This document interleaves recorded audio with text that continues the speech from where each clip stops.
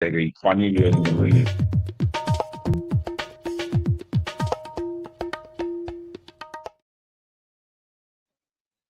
नमस्कार दोस्तों, ocean network में आपका स्वागत है।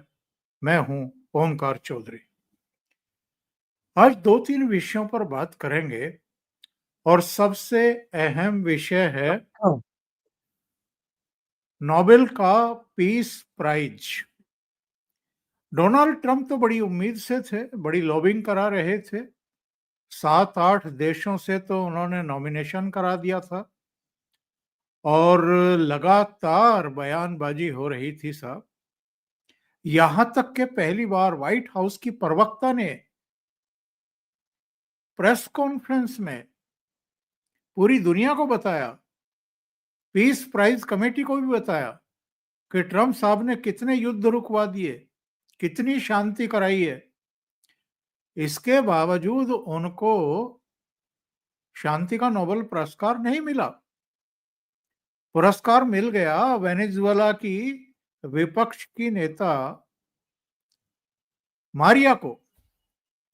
और ये मारिया के बारे में जानकारी मिल रही है कि ये घोर वामपंथन है, कम्युनिस्ट है और वहां ये लगातार एक आंदोलन छेड़े हुए हैं लोकतंत्र बहाली के नाम पर। और कहा तो ये जाता है कि अमेरिका का भी सपोर्ट है इस लेडी को। इनफैक्ट पिछले दिनों अमेरिका ने वेनेजुएला के आसपास सेनाएं तैनात कर दी थी, घोषणाएं हो गई थी।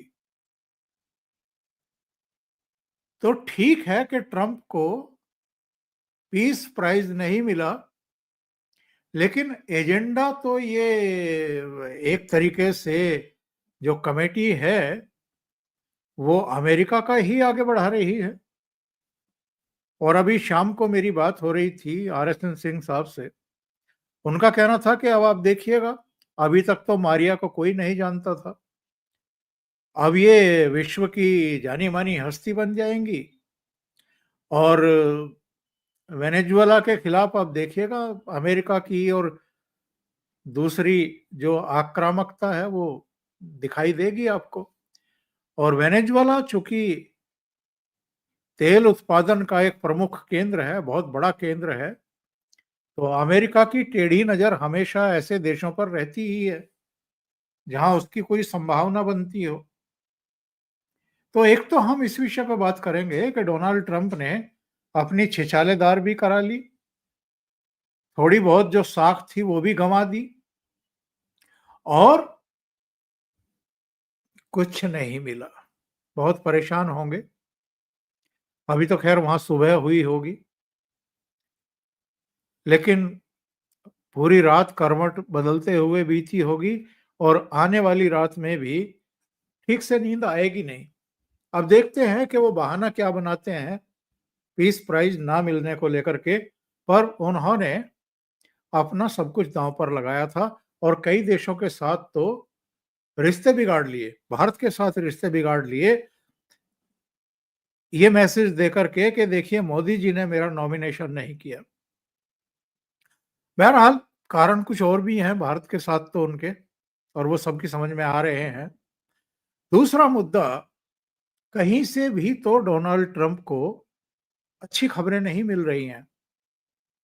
जैसे गाजा का जो इनका 20 पॉइंट प्रोग्राम है, उसके खिलाफ टीएलपी सड़कों पर उतर गई है और कई शहरों में उग्र प्रदर्शन हुए हैं।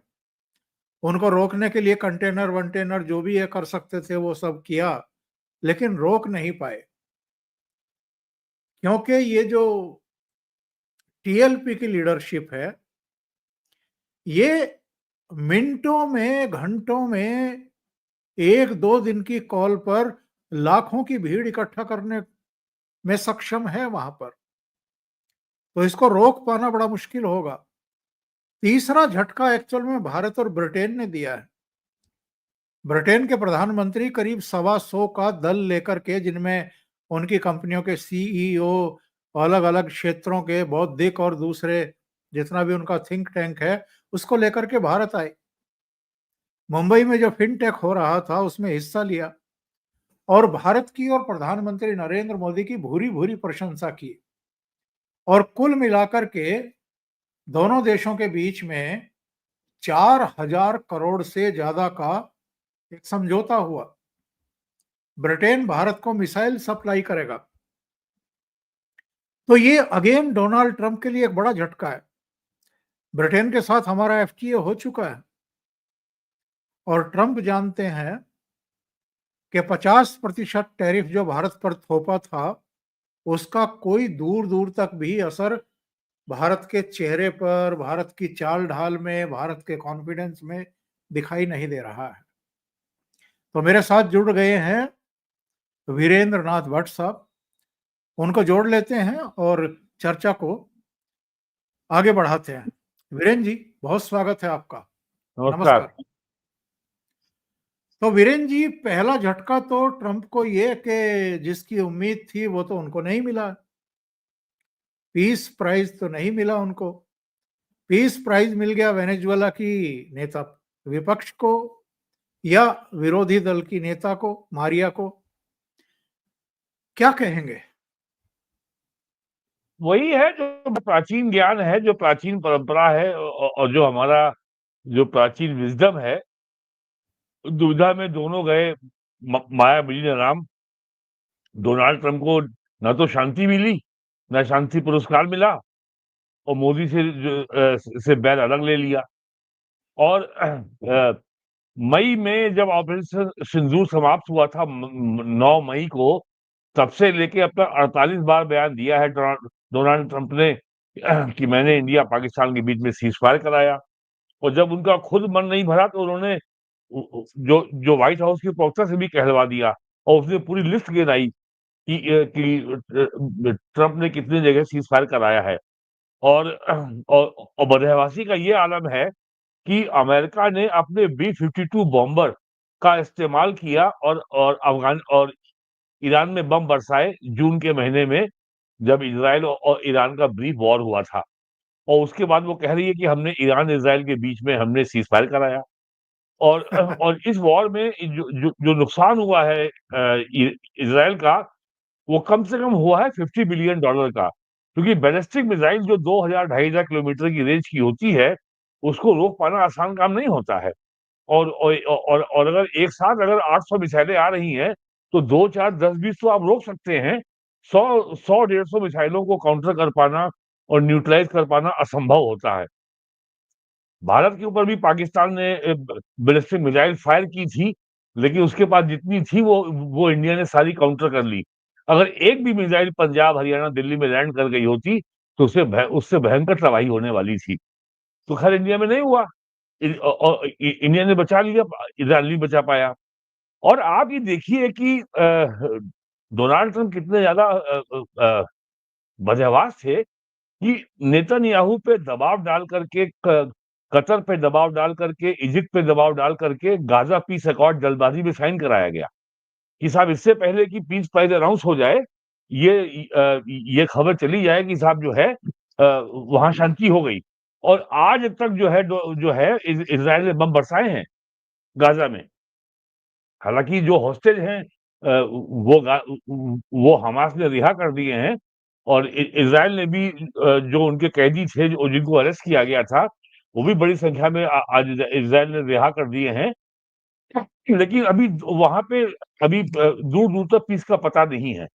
तो और इतने जो है क्या नाम है, झूठ बोले हैं ट्रंप ने कि कि कैसे भी मिल जाए। और हमारे मोदी जी भी बहुत महान हैं। उन्होंने भी चुटकी ले ली और डोनाल्ड ट्रंप को बधाई दे दी कि भाई आपको बहुत-बहुत बधाई, आपने गाजा में शांति समझौता करा दिया। और 24 घंटे में खबर आ गई कि साहब उनको पीस प्राइज़ नहीं मिला। अब ट्रंप को समझ में तो आ गया कि झेपू-झेपू उसने बधाई भी ले ली और समझ गया कि मोदी जी मौज ले रहे हैं। और और और कल बॉम्बे में भी उन्होंने कह दिया कि बहुत लोगों को लगता है कि वो एड दे रहे हैं हमको, और फिर ये भी कहा आप समझ तो गए ही होंगे। तो बॉम्बे की उस सभा में ठहाका लगा। लोग समझ गए कि ये चुटकी ले रहे हैं ट्रंप के ऊपर। और और ब्रिटेन के पीएम भी समझ गए। उनके इंटरप्रेटर ने उनके कान में बताया तो वो भी जो है खूब जी भर के मुस्कुराए, हँसने लगे।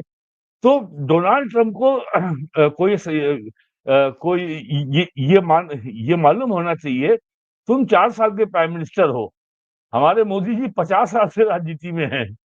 उनको मालूम है कि ह्यूमन मैनेजमेंट क्या होता है, लोकचार क्या होता है, शिष्टाचार क्या होता है, राजधर्म क्या होता है, राजनीति क्या होती है। राजनीति का मतलब राज्य नीति, स्टेट क्राफ्ट क्या होती है, राज्य के संचालन की कला क्या होती है। तो ट्रंप तो उनके सामने बच्चा है। और ट्रंप की सबसे बड़ी जो असफलता है कि उसने जो है 5 महीने भारत के खिलाफ उल-जलूल बयानबाजी की, अपनी मर्यादा से नीचे जाकर के बयानबाजी की। यहाँ तक कहा कि India is a dead economy. और जबकि उसके और प्राइम मिनिस्टर मोदी की ओर से एक बार भी कोई प्रतिक्रिया नहीं आई। प्राइम मिनिस्टर ने अपना काम एंड कंपोजर अपने मन की शांति को बनाए रखा और कहा ट्रंप को जो लंबी रस्सी प्रोवाइड करो, इसको जितना कूदना है कूद ले। अब ट्रंप का क्या मुंह रह गया? और आपने खाली यही नहीं कहा, पहले कहा 25% टैरिफ, फिर 25% और बढ़ा दिया, फिर कहा कि जो है हम जो है ड्रग्स एंड फार्मास्यूटिकल जो इंडिया से दवाई आती है, उस पे लगा देंगे हम टैरिफ 100%। फिर लगा यार इंडिया अमेरिका लगभग 47 टू 48% जो है मेडिसिन के लिए भारत पे निर्भर है। और वो दवाइयाँ जेनेरिक होती है, ब्रांडेड नहीं होती, इसलिए बहुत सस्ती होती हैं। और अगर वो भारत दवाई का एक्सपोर्ट बंद कर दे मेडिसिन का, तो अमेरिका में तो त्राही-त्राही मच जाएगी, उनका हेल्थ सिस्टम कोलैप्स कर जाएगा। तो ये सब जो ये जो प्रकरण हुआ है और इस चक्कर में डोनाल्ड ट्रंप ने पाकिस्तान को फँसवा दिया। गाज़ा पीस अकॉर्ड के पक्ष में पाकिस्तान से बयान दिलवा दिया और वहाँ पे जूते पड़ रहे हैं जनरल मुनीर को। और जो तहरीके लब्बैक या रसूल जो है, जो बरेलवी सुन्नी मुसलमानों का संगठन है, वो सड़क पे आ गया, जिसका आपने ज़िक्र किया। तो अब वो कह रहा है कि आपने यहूदियों के सामने इस्लाम को बेच दिया। वो बड़े गंभीर आरोप लगा रहे हैं।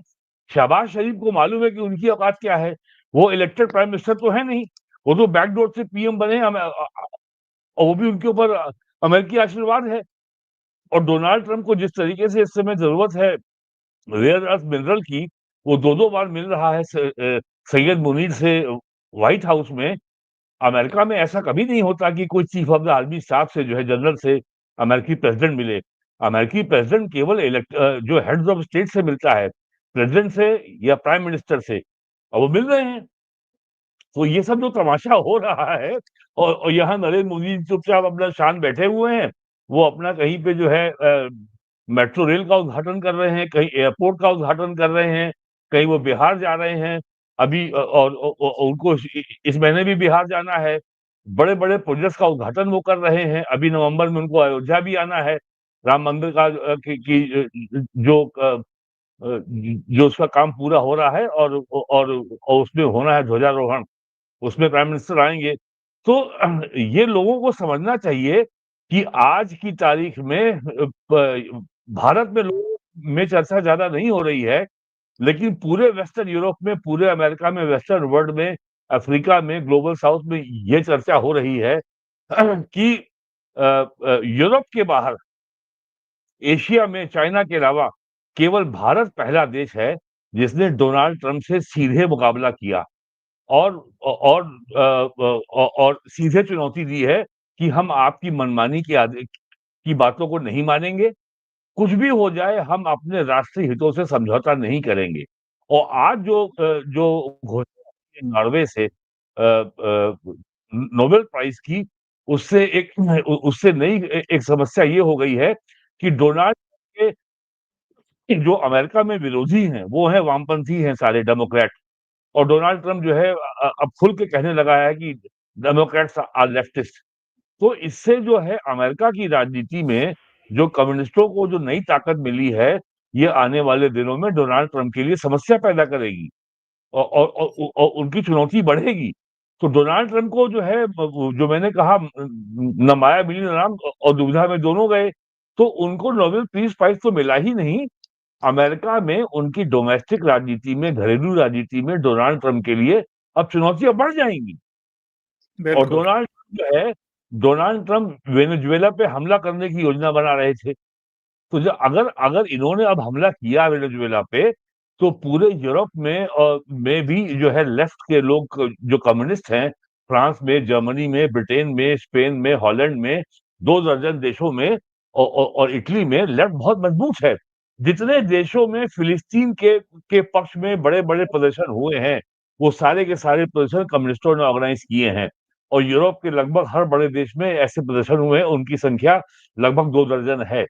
तो अब अगर डोनाल्ड ट्रंप ने वेनेजुएला पे हमला किया, तो पूरे यूरोप में अमेरिकी सेंटिमेंट जो है, जो अमेरिका के प्रति जो भावना है, वो बहुत नेगेटिव हो जाएगी, वो बहुत नकारात्मक हो जाएगी। और पूरा यूरोप जो है, डोनाल्ड ट्रंप ने जिस तरीके से पूरे यूरोप को बेइज्जत किया है और जिस तरीके से यूरोपियन यूनियन को बेइज्जत किया है, और जो यूरोपियन यूनियन की जो चेयरमैन है, उर्सुला वैन डर लॉन को जिस तरह से ह्यूमिलिएट किया है, और जो जो उनका वाइस प्रेसिडेंट है जेडी वैंस ने जिस तरीके से अभी मार्च में जर्मनी में जा करके जो हड़काया था, ह्यूमिलिएट किया था, यूरोप को समझना चाहिए, युग बदल गया है और ज़माना बदल गया है, यूरोप आज भी बैकवर्ड है, ये भाषा बदलेगी, आपको बदलनी होगी और नेटो ऐसे नहीं चलेगा, आपको खर्चा बढ़ाना होगा, डिफेंस का खर्चा बढ़ाना होगा। उसने लंबा प्रवचन दिया था जर्मनी में। इससे वहाँ के लोग बहुत नाराज़ हुए थे कि अमेरिका कौन होता है कि हम अपनी डोमेस्टिक पॉलिसी को कैसे चलाएँगे? क्या अमेरिका के आदेश से चलेगा यूरोप? तो कुल मिलाकर के डोनाल्ड ट्रंप ने प्रेसिडेंट बनने के 8 महीने के अंदर अपने लिए इतनी बड़ी समस्या खड़ी कर ली है। और आप देखिएगा दिसंबर में क्रिसमस है और क्रिसमस के बाद अमेरिका की अर्थव्यवस्था में महँगाई का बम फूटने वाला है। और पूरे वेस्टर्न यूरोप में और अमेरिका के जो वोटर हैं, जो उनके नागरिक हैं, वो महँगाई को बर्दाश्त नहीं करते हैं, क्योंकि उनका सीधा-सीधा मतलब महँगाई का ये होता है, ये एक इनडायरेक्ट टैक्स है। उनकी जो परचेज़िंग पावर में कमी आ गई है। $1 में वो जितना सामान पहले खरीद रहे थे, अगर 10% महँगाई हो गई, तो यानी $1 की परचेज़िंग पावर 10% कम हो गई। बिल्कुल। वेस्टर्न यूरोप में पूंजीवादी अर्थव्यवस्थाओं में इन्फ्लेशन बहुत गंभीर इश्यू है। लेकिन कुल मिलाकर के जो फैसला नॉर्वे की नोबेल प्राइज़ कमिटी ने किया है, मेरा मानना है कि असली जो जो इनाम मिला है, वो हमारे प्राइम मिनिस्टर मोदी को मिला है। कि जो लोग जो नरेंद्र मोदी को कह रहे थे हमारे नेताजी राहुल गांधी, नरेंद्र सरेंडर, अमेरिका ने जो है ने सीज़फायर कराया, अमेरिका हमारे अंदरूनी मामलों में दखल दे रहा है। कांग्रेस के लोगों ने 4 महीनों में बयानों की झड़ी लगा दी थी। रोज़ ट्वीट आता था जयराम रमेश का, कभी मल्लिकार्जुन खड़गे का, कभी राहुल गांधी का, कभी प्रियंका गांधी का, कभी जयराम रमेश का। अब सबके मुँह बंद हो गए। अब किसी के पास कहने को कुछ नहीं बचा है। तो देखिए, असली जो लोगों ने किस तरह की प्रतिक्रियाएं व्यक्त करनी शुरू की है, जरा देखिए। नॉर्वे को दुश्मन देश घोषित कर देंगे क्या ट्रंप? लोग हुँ, अब चुस्की ले रहे हैं। विश्लेषकों का हाँ। कहना है कि अमेरिकी राष्ट्रपति नॉर्वे से नाराज होकर देश पर मोटा टैरिफ लगा सकते हैं या नॉर्वे हाँ, को हाँ, हाँ। दुश्मन देश भी घोषित कर सकते हैं। और विश्लेषक नेशनल ये हेरल्ड स्टिनचेल ने द गार्जियन से कहा कि ट्रंप बहुत अप्रत्याशित हैं। मैं डर शब्द का प्रयोग नहीं करना चाहता, लेकिन ऐसा लग रहा है कि ये एक चुनौतीपूर्ण स्थिति हो सकती है। डोनाल्ड ट्रंप या दुनिया के कई अन्य देशों को ये समझाना बहुत मुश्किल है कि ये पूरी तरह से एक स्वतंत्र समिति है जो किसी के प्रेशर में काम नहीं करती है। तो लोगों ने मौज भी लेना शुरू कर दिया है कि डोनाल्ड ट्रंप क्या अब नॉर्वे पे भारी भरकम टैरिफ लगाएंगे और क्या नॉर्वे को दुश्मन देश घोषित कर देंगे। अगर डोनाल्ड ट्रंप ने नॉर्वे के खिलाफ कोई कार्रवाई करी, तो अमेरिका जो है यूरोप में भयानक रूप से अलोकप्रिय हो जाएगा और अमेरिका एक सीमा से ज़्यादा यूरोप को जो हॉस्टिलिटी है या दुश्मनी है, वो अफ़ोर्ड नहीं कर सकता। और लोगों को ये जानकारी होगी कि अमेरिका को यूरोप ने क्रिएट किया है। ब्रिटेन ने जो पैसा इंडिया से लूटा, उससे उसने 4 देश क्रिएट किए हैं, अमेरिका, कनाडा, ऑस्ट्रेलिया और न्यूजीलैंड। और अमेरिका और इनको कहा जाता है वेस्ट नेशन है, व्हाइट एंग्लो सैक्सन प्रोटेस्टेंट। इन्हीं की दुनिया में इनका दुनिया में राज चलता है, और ये अलग एक गुट है, उसका नाम है P5, Britain, America, Canada, Australia, New Zealand. तो ये जो तो एक सीमा से, और नॉर्वे एक बहुत छोटा सा देश है, और कोई बहुत बड़ा व्यापार नहीं है उसका अमेरिका से।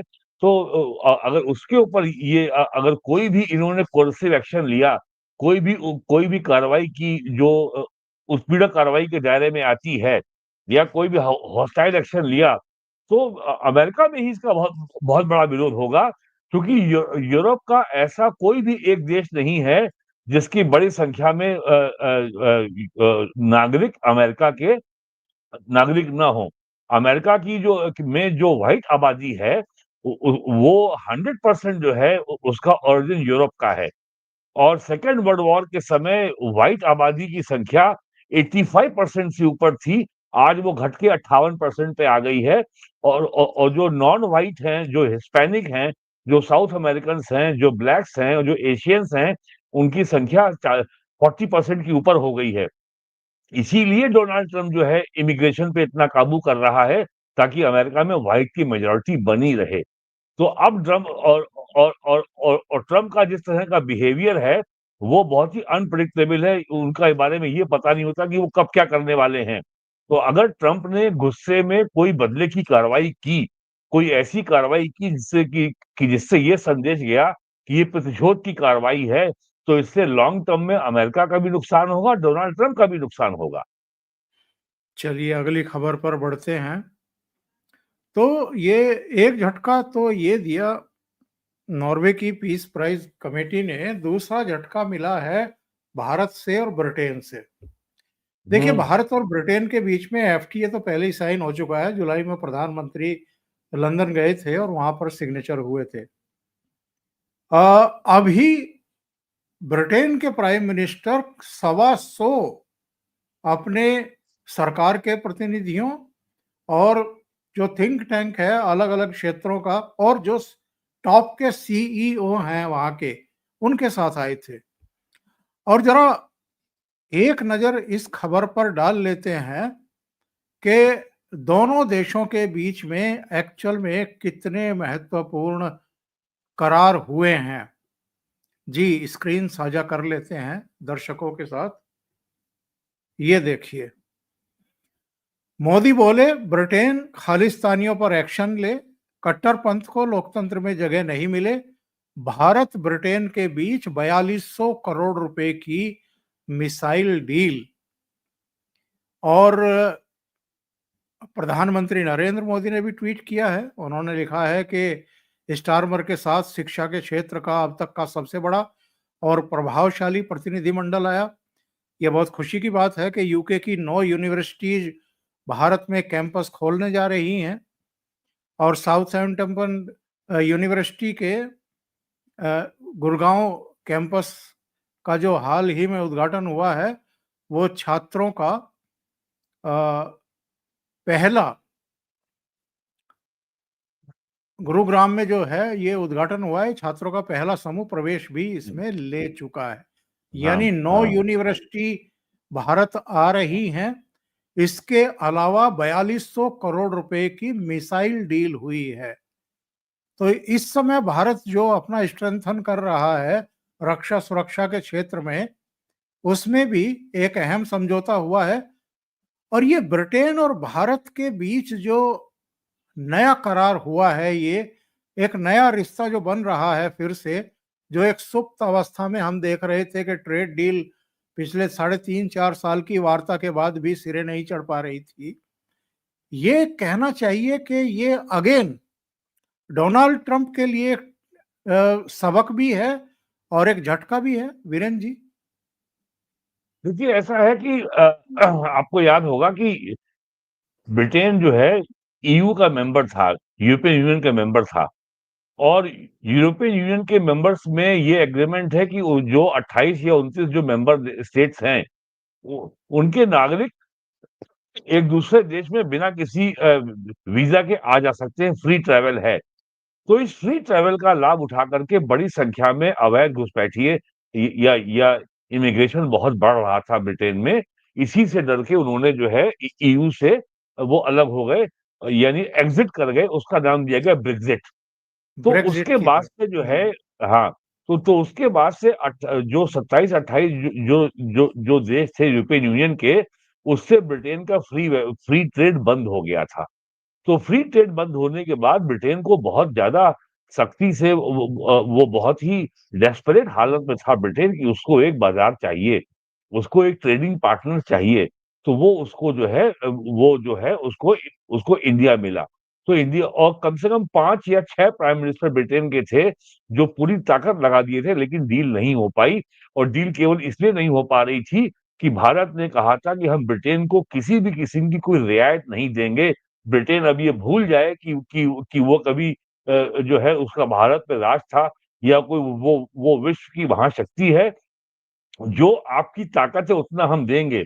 और ब्रिटेन की जो बड़ी-बड़ी कंपनियां हैं, जैसे उनकी जो सबसे बड़ा जो स्टील कंपनी है कोरस, उसका मालिक आज टाटा है।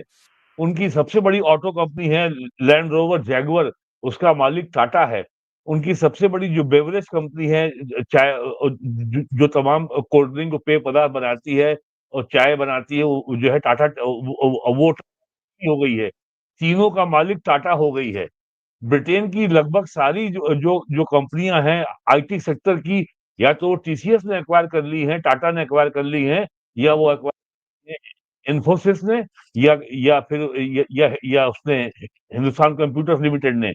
तो ब्रिटेन के को अब भारत की जरूरत है, भारत को ब्रिटेन की जरूरत नहीं है।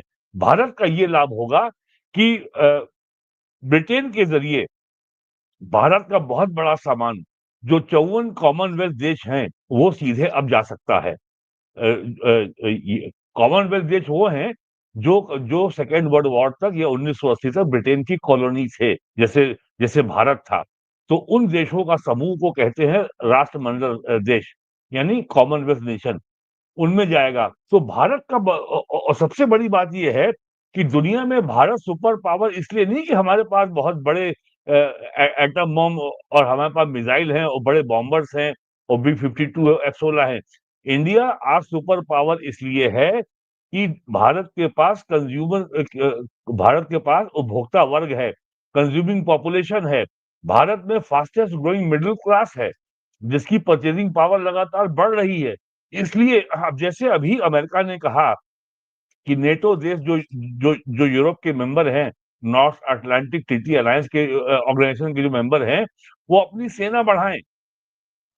सारे देशों ने हाथ खड़े कर दिए कि हमारे पास मैन पावर नहीं है। केवल पोलैंड ने कहा कि हम 5,000 सैनिक बढ़ा सकते हैं। आज ब्रिटेन की सेना में केवल जो सैनिक हैं, उनकी संख्या मात्र 80,000 है, और जबकि भारत में 11 लाख है। तो इंडिया इसलिए सुपर पावर है कि इंडिया के पास डेमोग्राफिक डिविडेंड है, इंडिया के पास पॉपुलेशन है, इंडिया के पास ग्रोइंग आबादी है, और इंडिया के पास विश्व की अमेरिका के बाद सबसे बड़ी अंग्रेजी जानने वाली, बोलने वाली, लिखने वाली आबादी है। और इंडिया जो है ब्रिटिश, जी। कनेडियन, ऑस्ट्रेलियन यूनिवर्सिटी के लिए सबसे बड़ा मार्केट है। हर साल 2.5 लाख 3 लाख छात्र यहाँ से जाते हैं विदेश पढ़ने। तो ब्रिटेन की जरूरत थी। और आज जिस तरीके से ब्रिटेन की कंपनियों ने इंडिया से समझौते किए हैं, और व्यापार के नए नए नए उन्होंने एवेन्यू एक्सप्लोर करने के लिए जो उन्होंने तत्परता दिखाई है, उससे निश्चित तौर पर दोनों देशों का लाभ होगा। लेकिन ब्रिटेन को उसकी ज्यादा जरूरत है। भारत के पास तो बहुत बड़ा बाजार है, और यही वजह ये है डोनाल्ड ट्रंप ने जो भी जो टैरिफ लगाए थे, उसका असर केवल दो चीजों पे पड़ा है, गारमेंट और फुटवियर पे। लेकिन भारत ने जितनी तेजी से वैकल्पिक बाजार खोजा है, साउथ अमेरिका में और एशिया में और अफ्रीका में और ईस्ट यूरोप में, और वो लगभग जो है 2 तिहाई से ज्यादा जो जो हमारा एडिशनल प्रोडक्शन था, उसको बाज़ार मिल गया है। जी हाँ, जी हाँ। लेकिन देखिए, कुछ महीने के लिए तो उसमें डिसरप्शन या बाधा आएगी ही आएगी और आने वाले 3-4 महीने में वो पूरी तरह समाप्त हो जाएगी। अगली खबर पर बढ़ते हैं। ये भी मैं मानता हूं कि ट्रंप और पाकिस्तान दोनों के लिए बराबर का झटका है। यस। और ये खबर है अफगानिस्तान के विदेश मंत्री मुत्तकी साहब का नई दिल्ली का विजिट। इनकी एक ताजा खबर भी आ गई है। एस जयशंकर से इन्होंने मुलाकात की है और थोड़ी देर पहले विदेश मंत्रालय में दोनों विदेश मंत्रियों की और प्रतिनिधिमंडल की टॉक्स शुरू हुई हैं। मसले बहुत सारे हैं अफगानिस्तान और भारत के बीच में, लेकिन बदली हुई परिस्थितियों में, यानी जब से तालिबान आए हैं वहां की हुकूमत में, तब से तालिबान सरकार को मान्यता देने को लेकर के सबकी हिचक अपनी जगह बरकरार है। भारत ने भी अभी मान्यता नहीं दी है, लेकिन जो दे दी है। मानवीय सहायता। फुल डि फुल डिप्लोमैटिक रिलेशन अगर दे दिए हैं अगर भारत ने बढ़ा दिए हैं और इंडिया के मिशन को एम्बेसी का दर्जा दे दिया है, इसका मतलब मान्यता दे दी। हाँ, लेकिन आधिकारिक तौर पर अभी तक घोषणा नहीं हुई है, तो भी मेरा हाँ, कहना ये है हाँ। कि मान्यता हो ना हो, विदेश मंत्री का टूर अगर नई दिल्ली का हुआ है और हाँ, हाँ, पाकिस्तान का हाँ। टूर इन्होंने कई बार कैंसिल किया है, तब इनका हुँ। यहाँ का हुआ है। चूंकि तमाम तरह की पाबंदियां हैं तालिबान सरकार पर, तो यूएन इनको यात्रा करने की छूट नहीं देता है। लेकिन हुँ। यूएनएससी ने इनको भारत की नई दिल्ली की यात्रा करने की परमिशन दी है। इससे भारत की धमक का अंदाजा होता है पूरी दुनिया को कि सब जगहों पर इनकी यात्रा पर पाबंदी है, लेकिन ये दिल्ली आए हैं। बगराम एयरबेस ट्रंप साहब को दोबारा से चाहिए। उन्होंने धमकी वाले अंदाज में कहा था कि हम ले लेंगे, तो तालिबान ने कहा नहीं देंगे, 1 इंच जमीन नहीं देंगे। उधर पाकिस्तान भी बिलबिला रहा है और वहां के जो विश्लेषक हैं वो सवाल खड़े कर रहे हैं कि देखिए साहब, अफगानिस्तान के तालिबानी विदेश मंत्री नई दिल्ली पहुंच गए, हमारे यहाँ तो आज तक आए नहीं। कितना महत्वपूर्ण मानते हैं इस यात्रा को? देखिए 2 बातें हैं। पहली बात तो ये सबसे बड़ा झटका पाकिस्तान के इसलिए था कि यूएन सिक्योरिटी काउंसिल ने अफ़गानिस्तान के विदेश मंत्री को भारत जाने की परमिशन दी और इस समय यूएन सिक्योरिटी काउंसिल का चेयरमैन पाकिस्तान है। तो पाकिस्तान को खून का घूँट पी करके ये काम करना पड़ा अमेरिकी दबाव में। दूसरी बात ये है कि जो मानता की बात आपने कही, अभी जो अफ़गानिस्तान की एम्बेसी जो जो दिल्ली में है, उसमें जो झंडा लगा है, वो झंडा पुराना वाला है। तालिबान की सरकार बनी है काबुल 2021 में और जो उनका नया झंडा है, वो व्हाइट कलर का कपड़ा है और उसके ऊपर कलमा लिखा हुआ है, ला इलाहा इल्लल्लाह। तो तो वो अभी भी दिल्ली की एम्बेसी में वो नया झंडा नहीं लगाया गया है। और अफ़गानिस्तान का नया नाम है इस्लामिक इमिरेट ऑफ अफ़गानिस्तान। लेकिन जो जो जो दिल्ली में एम्बेसी है, उसमें अफ़गानिस्तान का नाम है रिपब्लिक ऑफ अफ़गानिस्तान। तो अभी ये अड़चन दूर होना बाकी है। बाकी जो है उसके बाद तो केवल इसीलिए मान्यता की औपचारिक घोषणा नहीं की गई है। ये मुद्दा सुलझ जाएगा तो ये घोषणा भी हो जाएगी। पाकिस्तान के लिए ये बहुत बड़ा सेटबैक इसलिए है कि आज उनके जनरल्स पाकिस्तान के रो रहे थे कि अब अफ़गानिस्तान के तालिबान ने बगराम एयरपोर्ट इंडिया को देने का फैसला कर लिया है। और अगर बगराम के और आज पिछले लगभग 30 सालों से 2001 में जो 9/11 का जो अटैक हुआ था, ये आपके वर्ल्ड ट्रेड सेंटर न्यूयॉर्क में और उसके बाद अमेरिकन फोर्सेस ने इन्वेड किया था अफगानिस्तान को, तब से लेके अब तक 35 ये लगभग 35 सालों से ये अमेरिका का दबाव रहा है इंडिया पे कि आप अपना आर्मी का कंटिजेंट अफगानिस्तान भेजें। लेकिन भारत ने हमेशा कहा कि अफगानिस्तान के लोगों की इच्छा के खिलाफ जाकर के भारत सरकार कोई काम नहीं करेगी। यदि आज तालिबान और भारत के बीच में समझौता हो जाता है और अफगानिस्तान की तालिबानी सरकार के इनविटेशन पर अगर भारतीय सेना वहां जाती है, तो ये पाकिस्तान के लिए बहुत बड़ी की घंटी है। और पाकिस्तान जो है और यही हताशा निराशा का भाव है कि जो पाकिस्तान की एयरफोर्स अब काबुल पे हमले कर रही है। तो यानी अब एक बात ये तय हो गई है कि अब अफगानिस्तान और पाकिस्तान के रिश्ते कट्टर दुश्मनों वाले हो गए हैं। और ये भी खबर आई है आज कि अफगानिस्तान के क्रिकेट बोर्ड ने कहा है कि हम पाकिस्तान से कोई क्रिकेट मैच नहीं खेलेंगे, और यदि कहीं मिले भी, कहीं खेलना भी पड़ा, तो अफगानिस्तान की टीम पाकिस्तान की टीम से हाथ नहीं मिलाएगी। जो जो काम दुबई में किया था भारतीय टीम ने, वही अफगानिस्तान भी करेगा। तो अब जो है और जिन लोगों को अब भारत, अफगानिस्तान, पाकिस्तान के बीच में जो जो रिश्तों की पृष्ठभूमि है, 1979 में सोवियत रशिया ने अफगानिस्तान को इन्वेड किया था।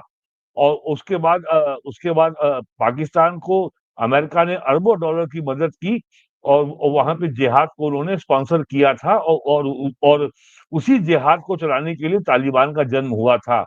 और जो पेशावर में एक बहुत बड़ा मदरसा है, मदरसा हक्कानिया, वहां ये सब पढ़े लिखे लोग हैं। तो और अब तक जो है भारत को उसमें नुकसान ही उठाना पड़ा है। लेकिन अब स्थिति ये आ गई है कि आज तालिबान की सरकार भारत पे निर्भर है, और अगर हमले ज्यादा बढ़े तो हो सकता है भारत अफगानिस्तान को सैन्य सहायता भी उपलब्ध कराएगा। तो और ये जो है बहुत बड़ा सेटबैक डोनाल्ड ट्रंप के लिए भी होगा, क्योंकि जो जो पाकिस्तान है, वो तो अमेरिका का प्रॉक्सी स्टेट है, चिंटू है, उनका चपरासी है।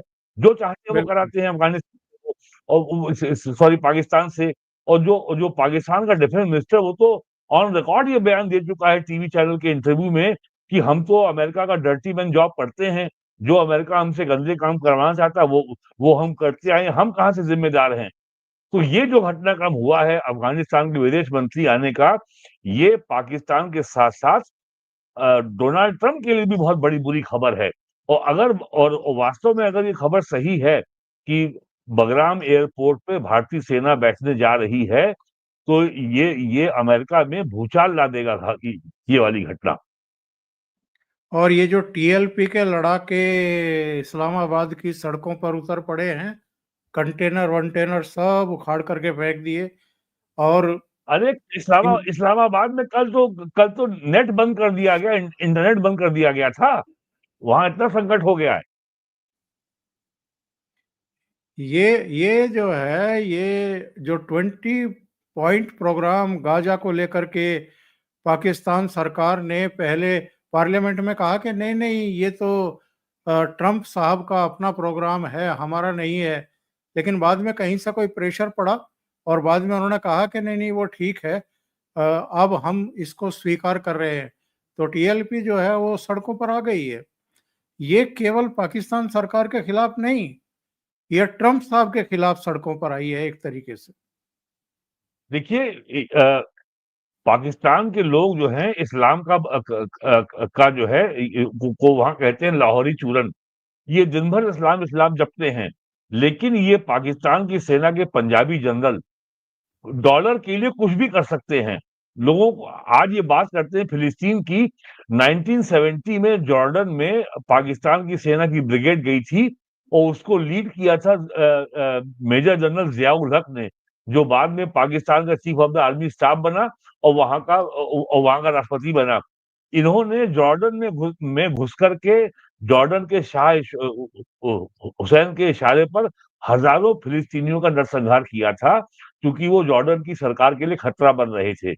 ये डॉलर के लिए कुछ भी कर सकते हैं। ये अफगानिस्तान को बेच सकते हैं, ये अपने मजहब को बेच सकते हैं। और ये कुछ और अगर इनको अगर कुछ पैसा मिल जाएगा, तो ये इजराइल में सेना भेज देंगे अपनी। तो इसलिए और इन्होंने जिहाद के नाम पर जो जो इन्होंने आतंकवादी पाले हैं, जो सांप इन्होंने पाले हैं, अब वो इन्हीं को काट रहे हैं। तहरीक लब्बैक पाकिस्तान जो है, या या या तहरीक तालिबान पाकिस्तान, ये सब इन्हीं को काटेंगे अब। ये तस्वीरें हैं वहाँ की सेव गाजा। जी। महिलाएं जी। भी बड़ी संख्या में इसमें शामिल हैं। ये जो अभी हाँ, भट्ट साहब बता रहे थे, इंटरनेट बैंड इन इस्लामाबाद, रावलपिंडी कल से बंद है। अहेड ऑफ एंटी इजराइल हाँ, प्रोटेस्ट इन पाकिस्तान। हुँ। तो वहां पर अगेन एक और दुविधा, और ये एक ऐसा संगठन है पाकिस टीएलपी। पाकिस्तान को ये तय करना है कि वो अपने देश के लोगों से लड़े, इंडिया से लड़े या अफ़गानिस्तान से लड़े। 3 मोर्चों पे पाकिस्तान की लड़ने की औकात नहीं है। बिल्कुल। टूट जाएगा बहुत बहुत देश ये। धन्यवाद। आपका बहुत धन्यवाद वीरेंद्र जी, और दर्शकों का भी बहुत धन्यवाद। आपसे निवेदन है, अगर आपको वीडियो पसंद आता है तो लाइक जरूर करें, इसको शेयर भी करें अपने मित्रों के साथ, और अभी तक अगर चैनल आपने सब्सक्राइब नहीं किया है, सब्सक्राइब कर लीजिए, ताकि आगे आने वाले वीडियो और उनके नोटिफिकेशन आप तक जरूर पहुंचते रहें। बहुत बहुत धन्यवाद। जी, नमस्कार। नमस्कार।